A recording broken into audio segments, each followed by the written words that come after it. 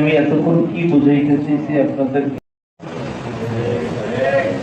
আমি এতক্ষণ কি বুঝাইতে চেয়েছি আপনাদেরকে, বলেন তো কি বুঝাইতে চেয়েছি? কম করে মেহনত চলে আসছেন। এই জায়গা কি দাম ছিল এই জায়গা? হ্যাঁ, এই জায়গার দাম কি ছিল বলেন? আমি তো এই এলাকায় 2003-এও আসছি।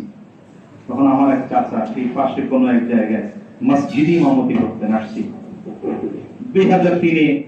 এখানের কোন এক মাঠে আদর্শ নগরী মসজিদের উদ্যোগে মাহফিল ছিল, সেখানে আল্লামা আইয়ুবী সাহেব বয়ান করছেন, আমি গজল গাইছি। কিন্তু তখনকার এই আদর্শ নগরকে কে চিনত? আর আজকের আদর্শ নগরকে কত কোটি মানুষ চিনে? বলেন তো কিসের কারণে?